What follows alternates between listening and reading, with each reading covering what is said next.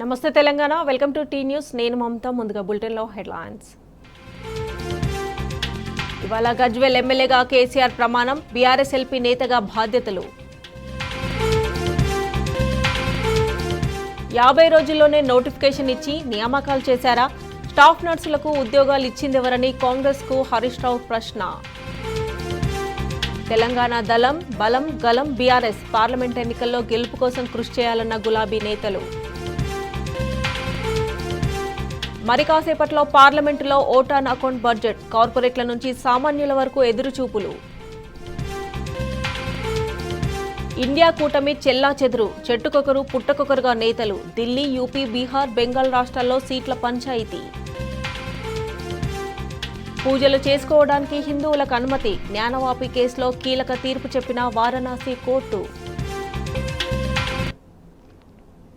Bulletin update చూస్తే BRS అధినేత కేసీఆర్ ఇవాళ ఎమ్మెల్యేగా ప్రమాణ స్వీకారం చేయనున్నారు మధ్యాహ్నం 12 గంటలకు శాసనసభకు చేరుకుని ప్రతిపక్ష నేత ఛాంబర్లో ప్రత్యేక పూజలు చేస్తారు అనంతరం సభాపతి గడ్డం ప్రసాద్ సమక్షంలో గజ్వేల్ ఎమ్మెల్యేగా కేసీఆర్ ప్రమాణం చేయనున్నారు తుంటికి ఆపరేషన్ కావడంతో డాక్టర్ల సూచన మేరకు ఆయన గత కొంతకాలంగా విశ్రాంతి తీసుకుంటున్నారు ఇటీవల కర్ర సాయంతో నడవగలుగుతున్నారు కేసీఆర్ ప్రమాణ స్వీకార కార్యక్రమానికి బీఆర్ఎస్ ఎమ్మెల్యేలందరినీ ఆహ్వానించారు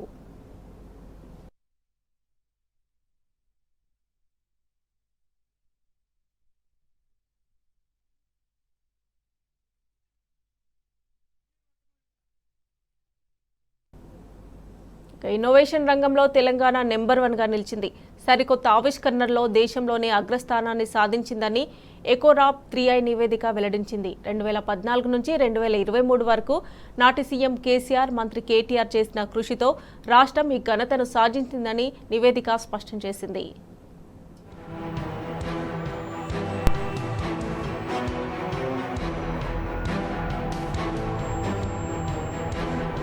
కేసీఆర్ సర్కార్ ఆవిష్కరణలకు ఇచ్చిన ప్రోత్సాహ ఫలితంగా దేశంలోనే తెలంగాణ ప్రథమ స్థానంలో నిలిచింది ఆవిష్కరణలో ఏ రాష్ట్రం సాధించని విధంగా 4% వృద్ధి సాధించింది ఈ వృద్ధి మరింత పెరిగే అవకాశం ఉందని తాజా నివేదికలు స్పష్టం చేస్తున్నాయి ఎకోరాప్ సంస్థ ఇండియా ఇంక్యుబేటింగ్ ఇన్నోవేషన్స్ కు సంబంధించి 3i పేరుతో నివేదికను విడుదల చేసింది ఈ నివేదిక ప్రకారం 2004-2013 మధ్య ఇన్నోవేషన్స్ లో తెలంగాణ వాటా 0.1%గా ఉంది 2014-2023 మధ్య 4% వాటాను సాధించి నెంబర్ 1 స్థానాన్ని దక్కించుకుంది రాష్ట్రంలోని గ్రామంలో ఆవిష్కరణలు విస్తరిస్తున్నాయి అటు రాజస్థాన్ 1.2% నుంచి 2.3% వృద్ధితో ద్వితీయ స్థానంలో నిలిచింది ఇక నాటి ఐటీ పరిశ్రమల శాఖ మంత్రిగా కేటీఆర్ ఆవిష్కరణలు ప్రోత్సహించేందుకు పెద్ద ఎత్తున చర్యలు చేపట్టారు దేశంలో ఎక్కడా లేని విధంగా టీ హబ్ ను ఏర్పాటు చేసి ప్రభుత్వం నుంచి ప్రోత్సాహం అందించారు ఐటీ ఎమర్జింగ్ టెక్నాలజీ రంగంలో రాష్ట్రాన్ని అగ్రభాగాన నిలిపేందుకు కృషి చేశారు ఆ కృషి సత్ఫలితాలను ఇస్తున్నదని తాజాగా ఎకోరాప్ నివేదిక స్పష్టం చేసింది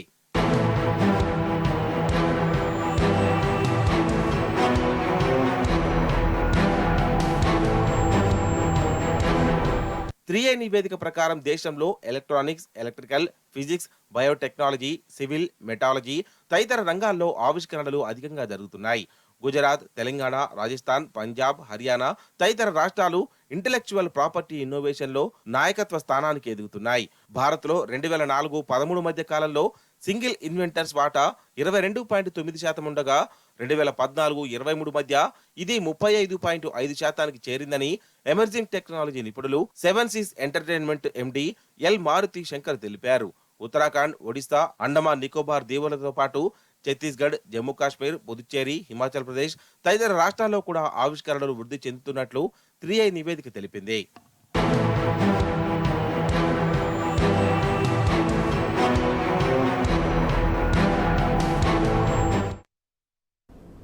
సీఎం రేవంత్ రెడ్డి వ్యాఖ్యలపై హరీష్ రావు ఫైర్ అయ్యారు స్టాఫ్ నర్సులకు నియామక పత్రాల పేరుతో ఆర్భాటం చేసిన రేవంత్ రెడ్డి తామే రిక్రూట్మెంట్ చేసినట్లు డబ్బా కొట్టుకుంటున్నారని ఆగ్రహాన్ని వ్యక్తం చేశారు బీఆర్ఎస్ హయాంలో జరిగిన భర్తీ ప్రక్రియను కాంగ్రెస్ ఖాతాలో వేసుకోవడం సిగ్గుచేటని మండిపడ్డారు ప్రభుత్వం వచ్చిన 50 రోజుల్లోనే స్టాఫ్ నర్స్ నోటిఫికేషన్ ఇచ్చి నియామకం చేపట్టారా అని సూటిగా ప్రశ్నించారు రేవంత్ రెడ్డి చెప్పేది కొండంత చేసేది గోరంత కూడా లేదని ఎద్దేవా చేశారు రేవంత్ రెడ్డి ఇప్పటికైనా తన తీరు మార్చుకొని ఎన్నికల ముందు ఇచ్చిన హామీ మేరకు ఫిబ్రవరి 1న గ్రూప్ 1 నోటిఫికేషన్ ఇవ్వాలని డిమాండ్ చేశారు హరీష్ రావు.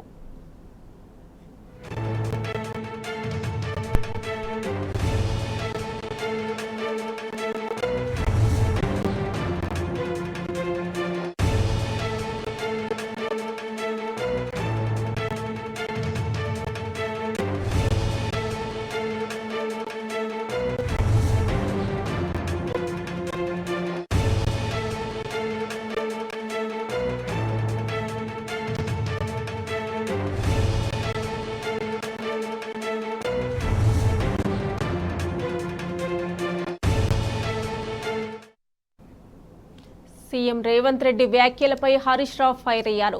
స్టాఫ్ నర్సులకు నియామక పత్రాల పేరుతో ఆర్భాటం చేసిన రేవంత్ రెడ్డి తామే రిక్రూట్మెంట్ చేసినట్లు డబ్బా కొట్టుకుంటున్నారని ఆగ్రహాన్ని వ్యక్తం చేశారు. బీఆర్ఎస్ హయాంలో జరిగిన భర్తీ ప్రక్రియను కాంగ్రెస్ ఖాతాలో వేసుకోవడం సిగ్గుచేటని మండిపడ్డారు. ప్రభుత్వం వచ్చిన 50 రోజుల్లోనే స్టాఫ్ నర్స్ నోటిఫికేషన్ ఇచ్చి నియామకం చేపట్టారని సూటిగా ప్రశ్నించారు. రేవంత్ రెడ్డి చెప్పేది కొండంత, చేసేది గోరంత కూడా లేదని ఎద్దేవా చేశారు. రేవంత్ రెడ్డి ఇప్పటికైనా తన తీరు మార్చుకొని ఎన్నికల ముందు ఇచ్చిన హామీ మేరకు ఫిబ్రవరి 1న గ్రూప్ 1 నోటిఫికేషన్ ఇవ్వాలని డిమాండ్ చేశారు హరీష్ రావు.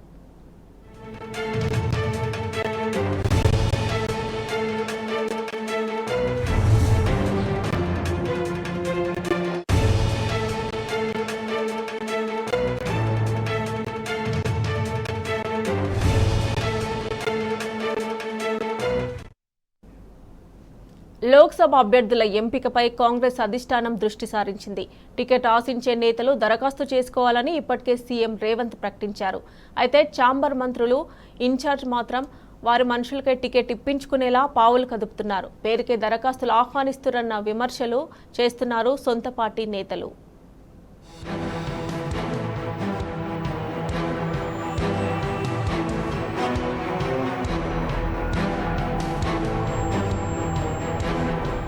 కాంగ్రెస్ లోక్సభ అభ్యర్థుల ఎంపిక కసరత్తును కాంగ్రెస్ అధిష్టానం ప్రారంభించింది. ఇందులో భాగంగా తెలంగాణ ప్రదేశ్ ఎన్నికల కమిటీ సమావేశం జరిగింది. టికెట్ ఆశించే నేతలు గాంధీ భవన్లో దరఖాస్తు చేసుకోవాలని సీఎం రేవంత్ ప్రకటించారు. అయితే ఓవైపు దరఖాస్తు చేసుకోవాలని చెప్తూనే ఇన్ఛార్జి మంత్రులు ఎవరికి వారు తమ సన్నిహితుల కోసం పావులు కదుపుతున్నారు.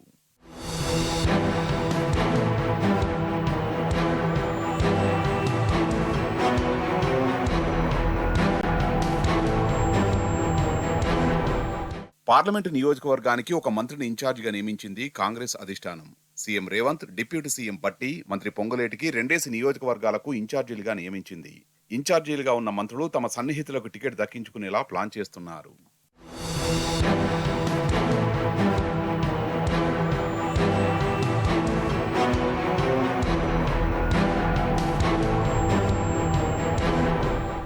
నల్గొండ ఉమ్మడి జిల్లాకు మంత్రులు కోమటిరెడ్డి, ఉత్తమ్ ఇన్ఛార్జీలుగా ఉన్నారు. వీరిద్దరూ మరో నేతను నల్గొండ రాజకీయాల్లో వేలు పెట్టనిచ్చే పరిస్థితి లేదు. ఖమ్మంలో సోనియాను పోటీ చేయాలని కోరినా ఆమెకు పోటీపై ఆసక్తి లేకపోతే రేణుకా చౌదరి ఆ సీటు నాదే అంటోంది. అయితే పొంగులేటి తన సోదరుడు ప్రసాద్కు టికెట్ అడుగుతున్నాడు.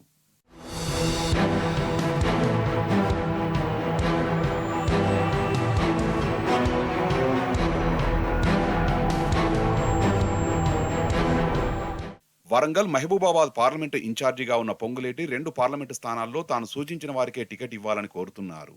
అటు డిప్యూటీ సీఎం భట్టి సైతం తన సన్నిహితులకు సీట్లు ఇప్పించుకునేలా పావులు కదుపుతున్నారు. మిగతా మంత్రులు కూడా ఎవరికి వారు సన్నిహితుల కోసం పావులు కదుపుతుండగా ఇక దరఖాస్తులు చేసుకోవడం ఎందుకని ప్రశ్నిస్తున్నారు దిగువ శ్రేణి నేతలు.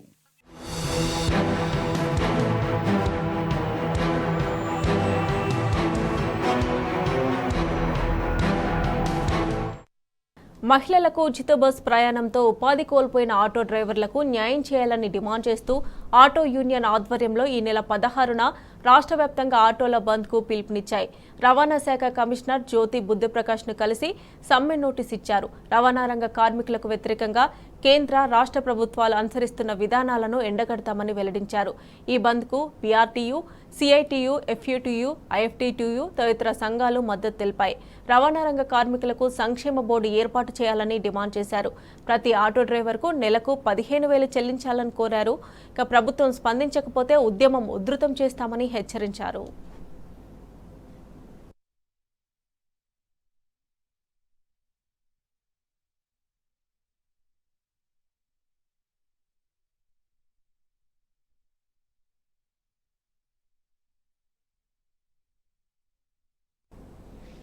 జార్ఖండ్ సీఎం హేమంత్ సోరెన్ అరెస్ట్ అయ్యారు. భూ కుంభకోణం, మనీ లాండరింగ్ కేసులో ఈడీ ఆయన్ను అదుపులోకి తీసుకుంది. హేమంత్పై బీజేపీ రాజకీయ కుట్ర చేసిందని జేఎంఎం నేతలు ఆరోపిస్తున్నారు. ఈ నేపథ్యంలో సోరెన్ భార్య కల్పన సీఎం అవుతుందని ప్రచారం జరిగింది. కానీ పలు కారణాల వల్లే చెంపై సోరెన్ ఆ రాష్ట్ర సీఎం అయ్యే అవకాశాలు కనిపిస్తున్నాయి.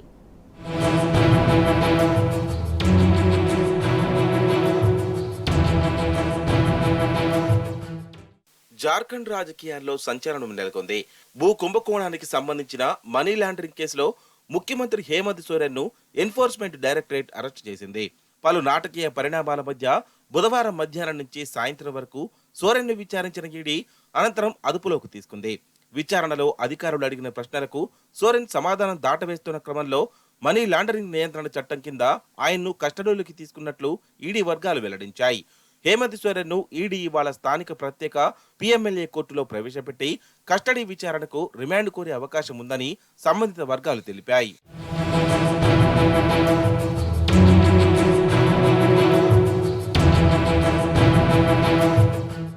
అరెస్టుకు ముందే ముఖ్యమంత్రి పదవికి సోరెన్ రాజీనామా చేశారు. అంతకుముందు రాజీనామా చేసిన తర్వాతనే అరెస్టు మెమోపై సంతకం చేస్తానని హేమంత్ సోరెన్ ఈడీ అధికారులకు స్పష్టం చేసినట్టు తెలుస్తోంది. దీంతో ఈడీ అధికారులు ఆయన్ను గవర్నర్ వద్దకు తీసుకెళ్లారు. అటు అరెస్టును వ్యతిరేకిస్తూ సోరెన్ హైకోర్టును ఆశ్రయించారు. అయితే జార్ఖండ్ లో 600 కోట్ల విలువైన భూ కుంభకోణం జరిగిందనే ఆరోపణలపై ఈడీ విచారణ చేస్తోంది. ఓ ప్రభుత్వ భూమి యాజమాన్యాన్ని మార్చి ల్యాండ్ మాఫియాకు అమ్మేందుకు అక్రమాలు జరిగాయని ఆరోపిస్తోంది. ఈ కేసులో ఇప్పటి వరకు 14 మంది అరెస్ట్ అయ్యారు.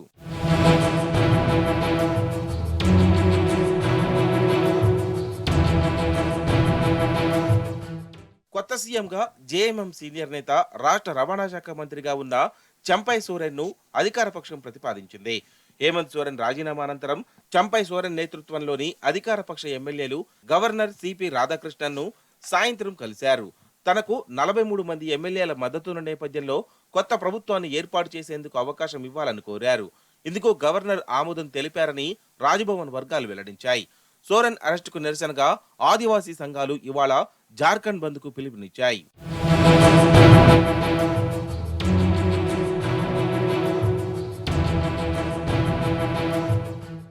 ఈడీ హేమంత్ సోరెన్ ను అరెస్టు చేసిన నేపథ్యంలో ఆయన భార్య కల్పనా సోరెన్ కు ముఖ్యమంత్రి పగ్గాలు అప్పగిస్తారనే ప్రచారం జరిగింది. అయితే అసెంబ్లీ ఎన్నికలు ఈ ఏడాది నవంబర్లో జరగనుండడం, సమయం ఎక్కువగా లేకపోవడంతో పార్టీ ఆ ఆలోచనను విరమించుకున్నట్లు తెలుస్తోంది. అటు కల్పనా సోరెన్ ప్రస్తుతం ఎమ్మెల్యేగా కూడా లేరు. రాష్ట్ర అసెంబ్లీ టర్మ్ చివరి ఏడాదిలో ఉప ఎన్నికలు నిర్వహించేందుకు వీలు లేనందున ఒకవేళ ఆమెను కొత్త సీఎంగా ప్రతిపాదించినా ఆమె ఎమ్మెల్యేగా ఎన్నికయ్యేందుకు అవకాశం ఉండదు. అటు జేఎంఎం అధినేత శిబు సోరెన్ పెద్ద కోడలు, గత 14 ఏళ్లుగా ఎమ్మెల్యేగా కొనసాగుతున్న సీతా సోరెన్ కూడా కల్పనా సోరెన్ ను సీఎం చేసే ఆలోచనను వ్యతిరేకించారు.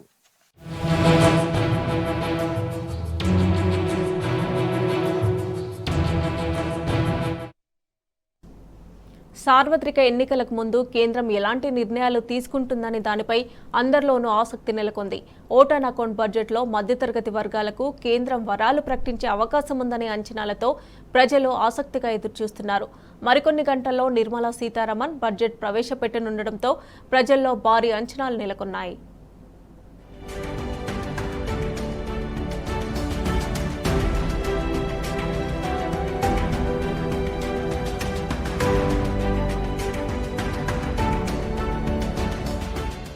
కేంద్రం ప్రవేశపెట్టబోయే ఓటాన్ అకౌంట్ బడ్జెట్ పై సర్వత్రా ఆసక్తి నెలకొంది.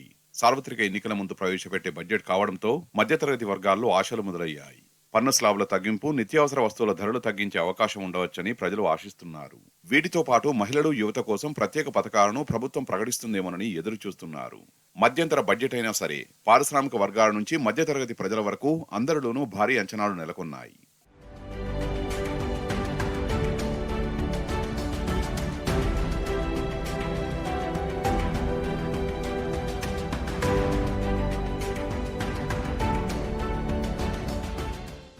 ముఖ్యంగా పెట్రోల్, డీజిల్ ధరలు తగ్గుతాయని పేద, మధ్యతరగతి వర్గాలు ఆశిస్తున్నాయి. అధిక పెట్రోల్ ధరల కారణంగా ప్రభుత్వ చమురు రిటైల్ కంపెనీలు ఇప్పటికే అధిక లాభాలను కళ్లజూశాయి. ఈ లాభాలను ప్రజలకు కూడా కొంత మళ్లించే అవకాశం ఉందని రాజకీయ విశ్లేషకులు భావిస్తున్నారు. లీటర్ పెట్రోల్, డీజిల్ పై 5 నుంచి 10 రూపాయల వరకు తగ్గించవచ్చని చెబుతున్నారు. పెట్రోల్ ఉత్పత్తులపై ఎక్సైజ్ సుంకం తగ్గించడం, విద్యుత్ వాహనాలకు రాయితీ పొడిగింపు వంటి ప్రకటనలు బడ్జెట్ రోజు వెలువడొచ్చని భావిస్తున్నారు.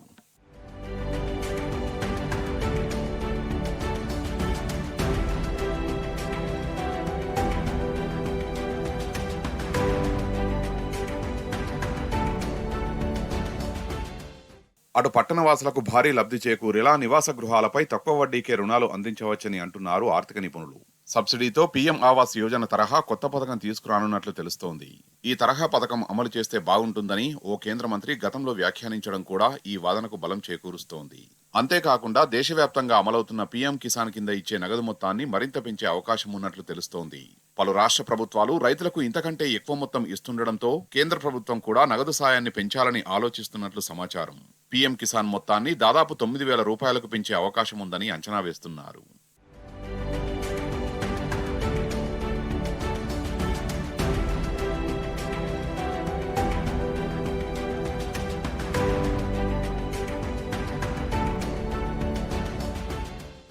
ఇక గత బడ్జెట్లో మధ్యతరగతి కుటుంబాలకు పన్ను రిబేట్ను ఏకంగా 7 లక్షల రూపాయలకు పెంచడం సహా కేంద్రం పలు కీలక నిర్ణయాలు తీసుకుంది. దీంతో ఈసారి కూడా ఇలాంటి నిర్ణయం తీసుకుంటుందని మధ్యతరగతి కుటుంబాలు ఆశిస్తున్నాయి. ఇన్కంపై స్టాండర్డ్ డిడక్షన్ ప్రస్తుతం 50,000 రూపాయలుగా ఉంది. కొత్త పాత పన్ను విధానాల్లో ఈ డిడక్షన్ను 1,00,000 రూపాయలకు పెంచాలని ఆకాంక్షిస్తున్నాయి. అటు బ్యాంకు ఖాతాదారులకు పన్ను మినహాయింపులు పెరగొచ్చని మరో అంచనా ఉండగా, వీరి సేవింగ్స్ ఖాతా వడ్డీపైన స్టాండర్డ్ డిడక్షన్ పరిమితిని 50,000 రూపాయలకు పెంచుతారని ఆశిస్తున్నారు. మరోవైపు ఆదాయపు పన్ను చట్టంలో సెక్షన్ 80C కింద ప్రస్తుతం ఆర్థిక సంవత్సరంలో గరిష్టంగా 1.5 లక్షల వరకు పన్ను మినహాయింపు ఇస్తున్నారు. ఈ మొత్తాన్ని 3 లక్షల రూపాయలకు పెంచాలనే డిమాండ్ ఎక్కువయ్యాయి.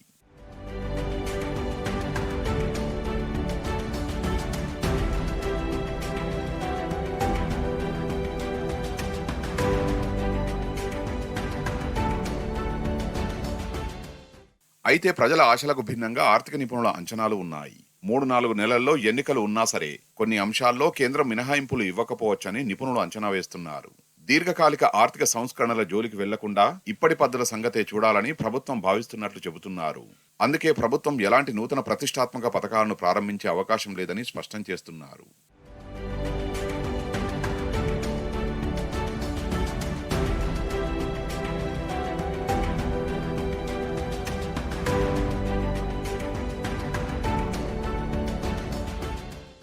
అటు పన్ను మినహాయింపులపైన వేతన జీవుల ఆశలపై నీళ్లు చల్లే అవకాశం ఉన్నట్లు తెలుస్తోంది. పూర్తి బడ్జెట్ను ప్రవేశపెట్టిన సందర్భాల్లో మాత్రమే పన్ను స్లాబుల్లో మార్పులు చేసిన కేంద్రం ఇప్పుడు మధ్యంతర బడ్జెట్ ప్రవేశపెడుతుండటంతో పన్ను శ్రేణుల్లో సవరణలు చేయకపోవచ్చని అంటున్నారు. ఇక కొత్త సంక్షేమ పథకాలపై కూడా కేంద్రంలోని బీజేపీ సర్కారు దృష్టి సారించదని తెలుస్తోంది. సంక్షేమ పథకాల రూపకల్పన, వాటి అమలుకు ఎక్కువ సమయం పట్టే అవకాశం ఉండడంతో ఇప్పటికిప్పుడు కొత్త పథకాలపై ప్రకటన చేయడం అసాధ్యమనే చెబుతున్నారు. వీటితో పాటు ద్రవ్యలోటు కట్టడి, నూతన ఆర్థిక విధానాలపై కూడా కేంద్ర ప్రభుత్వం దృష్టి పెట్టకపోవచ్చని రాజకీయ విశ్లేషకులు భావిస్తున్నారు.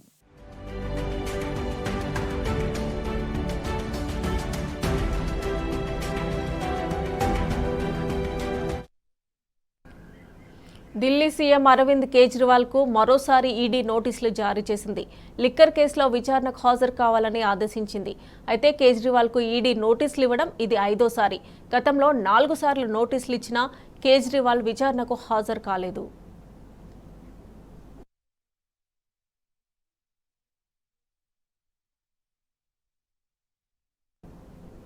ఇండియా కూటమి చెల్లాచెదురైంది. కూటమికి అత్యంత ప్రధానమైన యూపీ, బీహార్, బెంగాల్లో సీట్ల కొట్లాట మొదలైంది.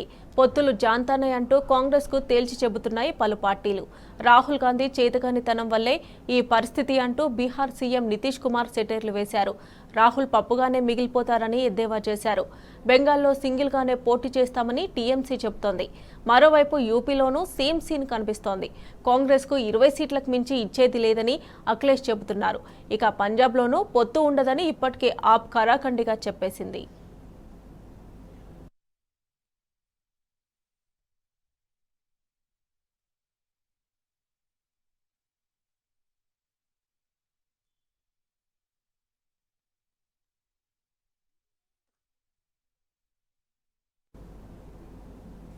ఇవి bulletin updates. Keep watching tea news.